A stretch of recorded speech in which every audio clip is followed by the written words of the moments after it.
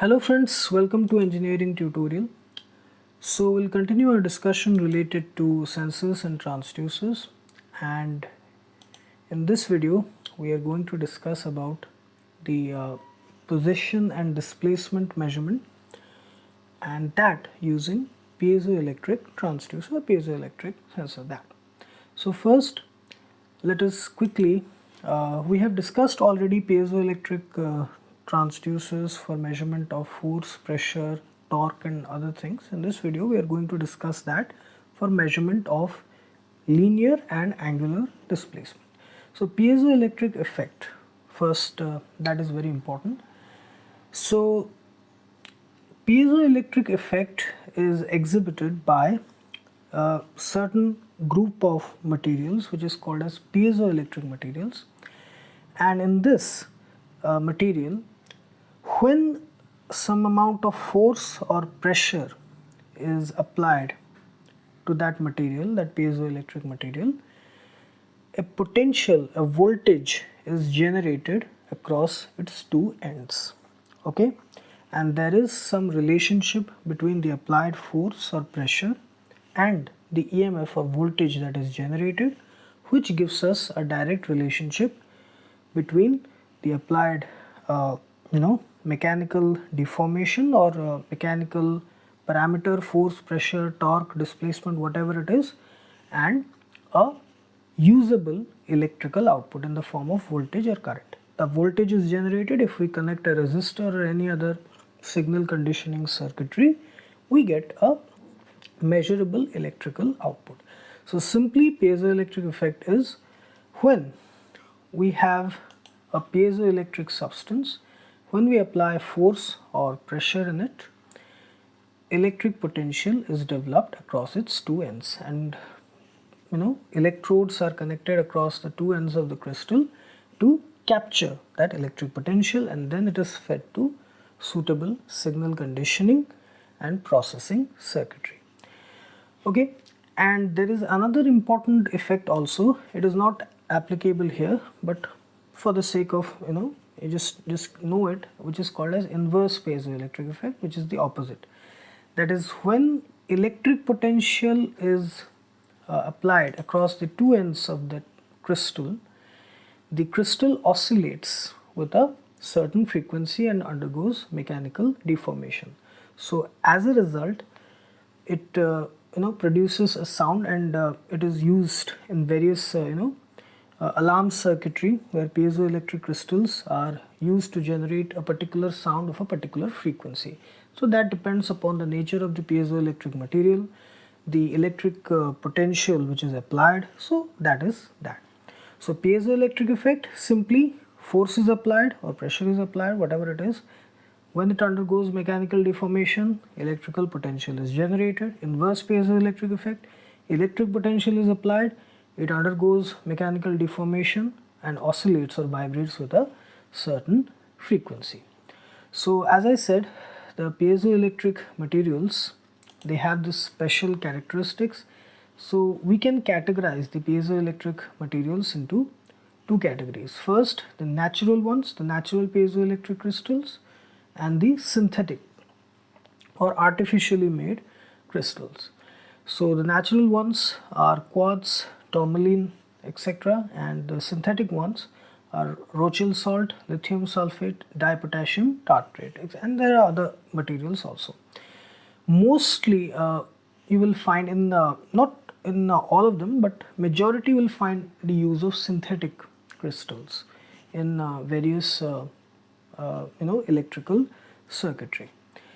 So here the relationship between the electric potential which is generated, okay, the electric potential which is generated and the force or pressure which is applied on the piezoelectric crystal, that is given by this relationship. Okay, the electric potential output is given by this, where E is the EMF in volts.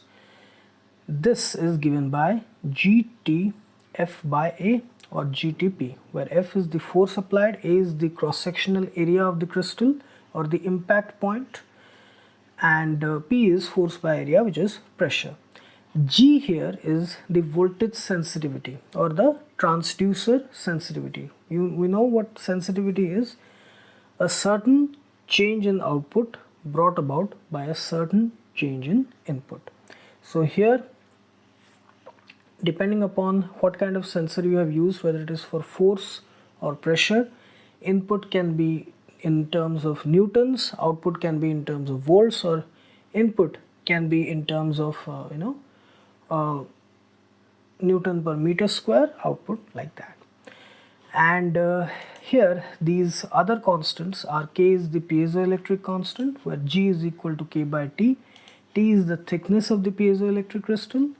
F is the force applied in Newton, and A is the area of the crystal surface, okay, and the impact point, and P is the pressure.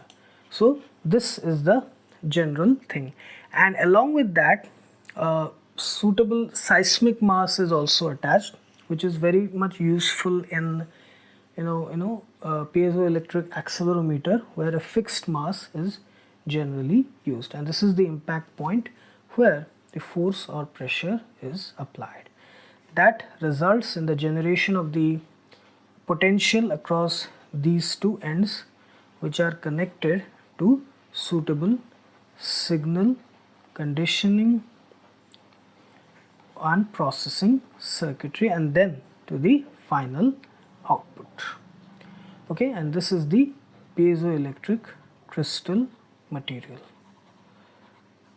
These are the electrode plates, and kind of they also provide some encapsulation, a chamber kind of a setup, and this is the impact point, the area where the force or pressure is applied, and it is directly channelized towards this, okay, this piezoelectric crystal. And how we can use it for measurement of displacement. So there are two kinds of displacement, where actually three kinds. First is to and fro motion, where an object is oscillating or vibrating about a mean position in between two extreme points, okay. So it is oscillating like this, like this. So whenever it strikes a particular piezoelectric sensor which is placed at the two extreme points, either one gets triggered and they send a signal to the processing circuitry, which alerts that the object is currently at this position or this position, okay, depending upon the impact point. So this is to and fro motion, kind of simple harmonic motion, this kind of arrangement.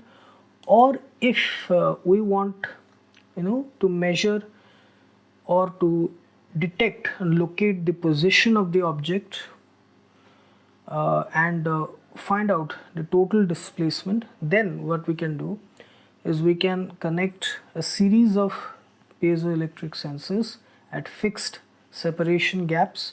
So let's say we start from here, where this is 0 meter along the x-axis, this is, let's say, 4 meter, this is 8 meter.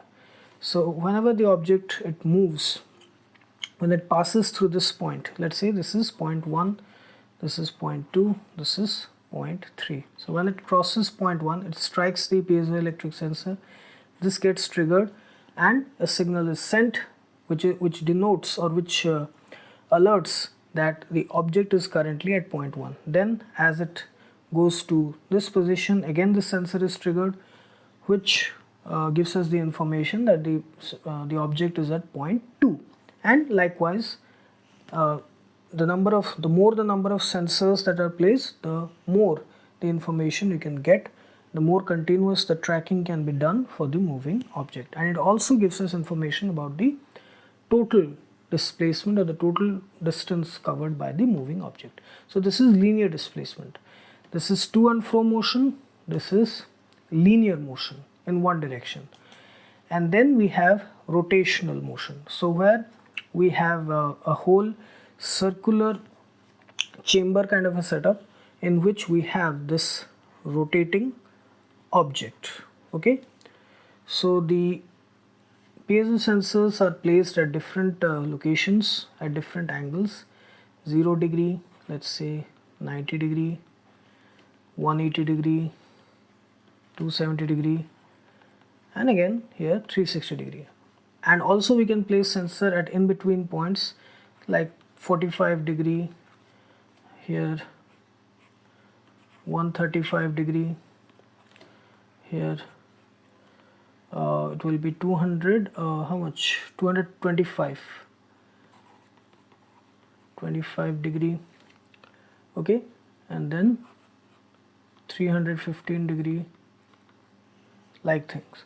So when this whole rotating object, it goes and strikes the particular points, we get information about the particular angular position at which this rotating object is currently at. Okay, suppose it is at this position, so the sensor gets triggered here, so we know that the object is currently at this angular position 45 degree. Then as it rotates and moves to this, we know that it is at 90 degree. In which position? In counterclockwise or anti-clockwise position. So all of these positions are given suitable codes like A, B, C, D, or 1, 2, 3, 4. So it gives us the information that it is currently at position 1, 2, 3, 4. So it is all pre-programmed into the system using microcontrollers. So that is a different thing, but suitable codes or numbers are given, so we know exactly at which position it is. So this is the angular position tracking. Okay, so these are some of the arrangements in which we can use the piezoelectric sensors for detecting the position and motion of a moving object. This is to and fro motion, okay,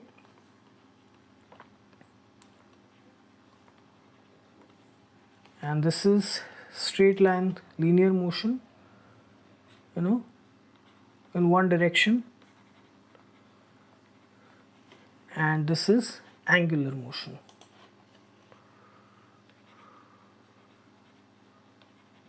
Okay, so these are some of the uses of piezoelectric crystals for measurement of position and displacement. So let us try to understand this whole thing from a three-dimensional point of view. So as I said, this is the whole piezoelectric transducer setup. So this is the piezoelectric crystal which is inside this chamber, or this whole box kind of a thing. The two ends are the electrode plates from which the electric potential is taken. Okay, from these two ends the electric potential is taken. This is the crystal, the piezoelectric crystal. This is the impact point which channelizes the whole force or pressure that is applied into the piezoelectric crystal, and this is the seismic mass. So see this is the whole setup. Okay, this. Okay, so how we can use it? So for the to and fro motion kind of a thing, let us say this is the object which moves here and here like this. This is the center position. Okay, this is the central position. Let's say x is equal to 0, and moves from here to this extreme point and here to this extreme point. So this can be, let's say, plus a, and this is x is equal to minus a, kind of a simple harmonic motion. So as this object moves to this position and strikes this piezoelectric sensor, the impact point, this side sensor gets triggered, it gets activated and sends the signal.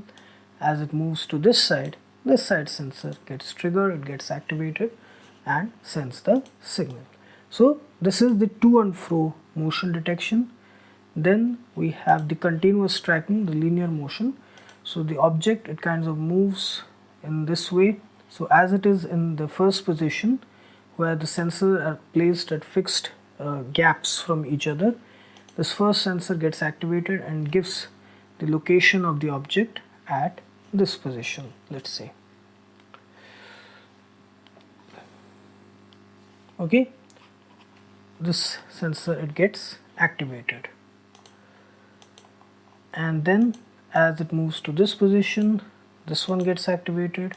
As it moves to this position, then this one gets activated, and it gives the continuous location of the object and the total displacement or distance traveled by the object, because these sensors are placed at fixed gaps, separation gaps.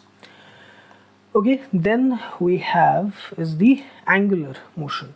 So here, as I said, these sensors are placed at particular angular separation gaps. This object, it rotates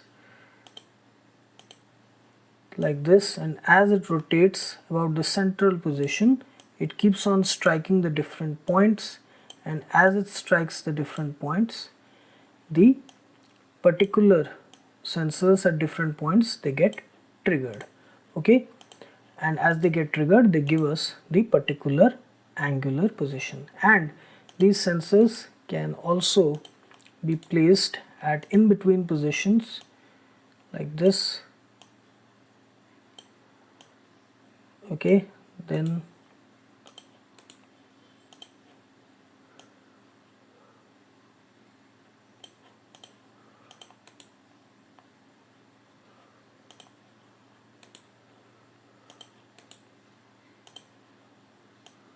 at this position,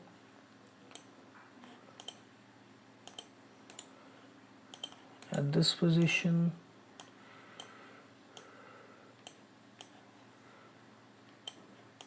and then at this position.